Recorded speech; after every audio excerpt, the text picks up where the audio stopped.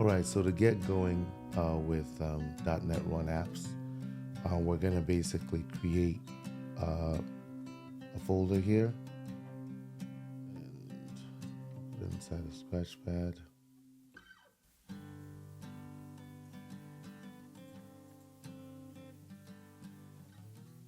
Okay.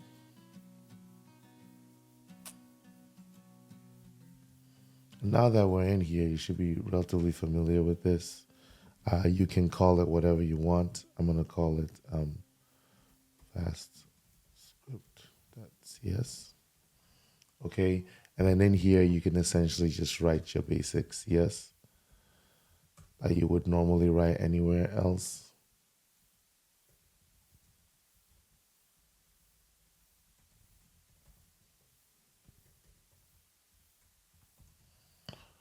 And then to run this, I can simply open up my terminal here. Okay, we can do an ls minus al. And we can see that it's right there. So we can now do .NET run fast script.cs. And that will in fact just run that, and it prints out move over Python. And you can pretty much do anything that you would be able to do with a traditional C# program here. So I can do console.readline.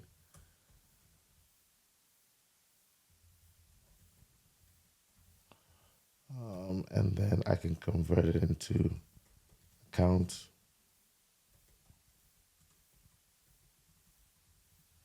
I can print that count out.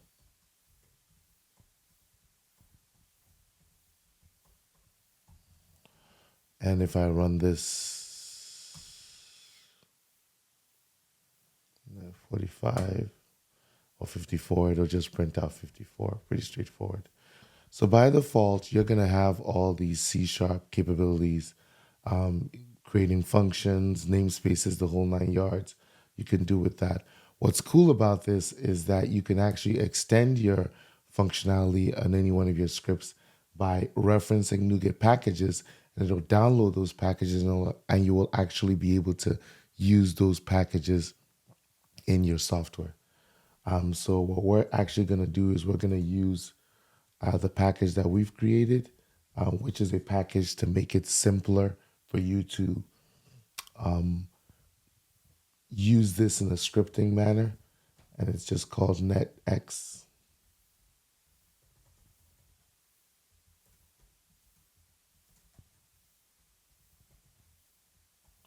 And we're going to be using the version 12 preview. Okay. So that now gives you access to netx. And everything in netx basically goes off of the netx namespace. So we can actually make everything global by simply doing netx. And you'll notice that IntelliSense is picking this up right now. So if I run this code now, I'm getting an error because there's no main method. So you've got to actually add something to it. So why don't we go ahead and let's do that command line loop again.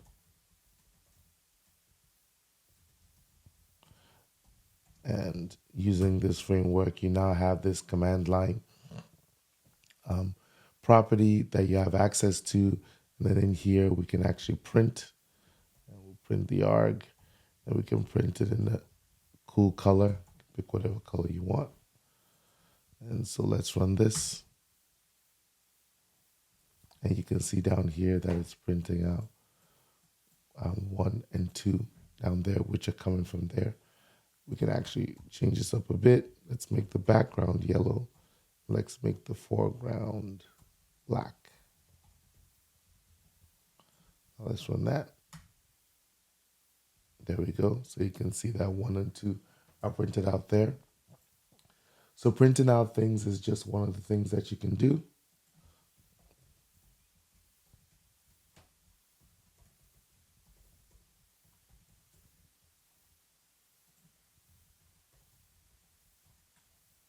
And I'm just going to bookend this, right? So we can run this now. And we're not going to need these anymore. Simplify it. And you can see how fast this is running. It's extremely fast. And you can do a whole bunch of things here. So we can, for example, create a directory. We'll just call it, or let's call it output. Okay, and then we can do an HTTP get from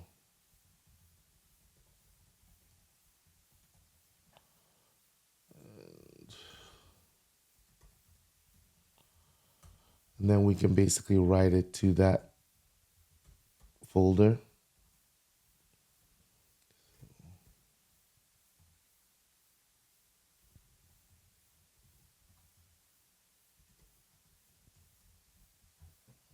And then if this has worked properly, we will see it over here on the right. So let's go ahead and let's run this. Okay, so we see we have this output folder now. And inside this output folder, we have this google.txt, which when you open up has all the information coming out of Google. Okay. Now we can actually create our own text files. We don't have to use that. So I'm going to comment this out right now.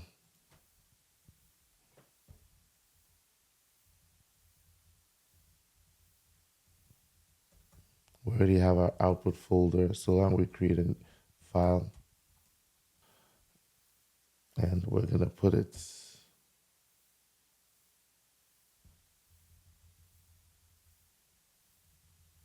I'm going to keep it here. And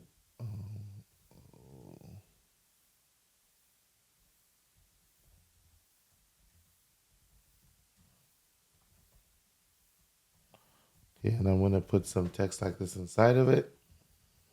And then let's run this again.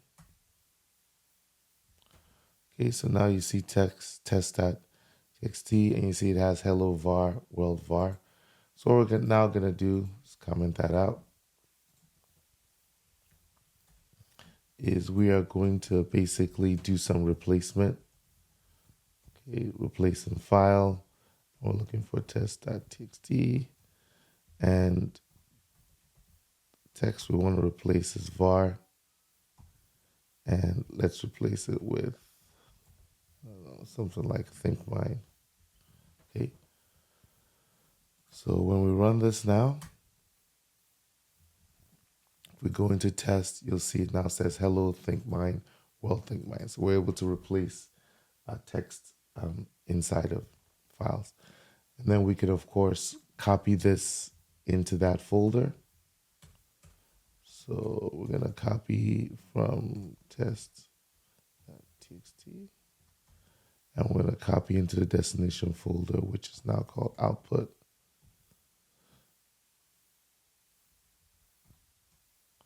And we're going to change the file name to test. So when this is run now,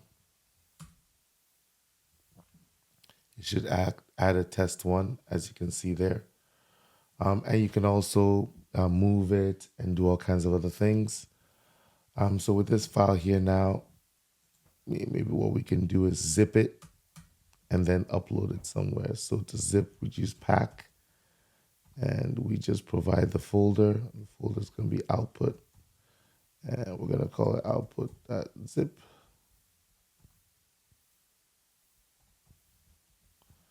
And if we run this, you can see that output.zip is here. And then, of course, we can unpack.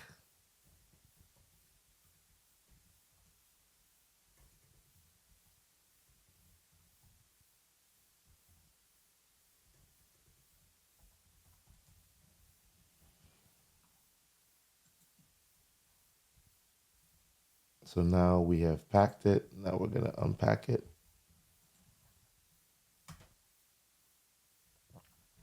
So you see here, there's output 2. And of course, we can delete both of these.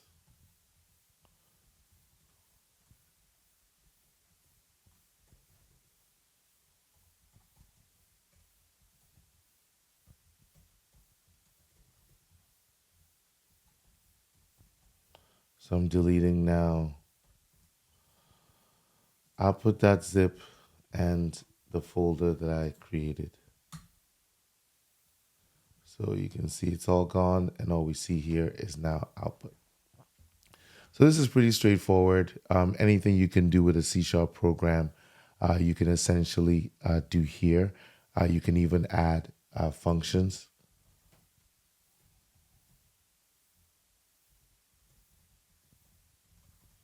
And in here, you would obviously do something. And I can just call it by doing upload to source and passing in whatever value. And you can also create classes, right?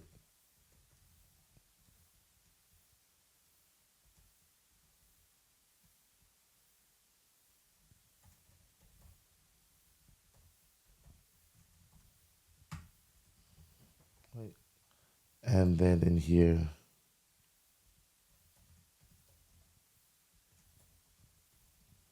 you can see that we can use the manager class. And if it has a public method,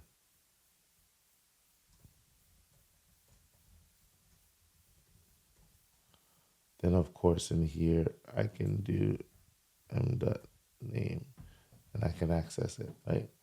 So we've got the flexibility of using the whole entire suite of C# tools and what C# has to offer as a programming language, extension methods, all kinds of cool things.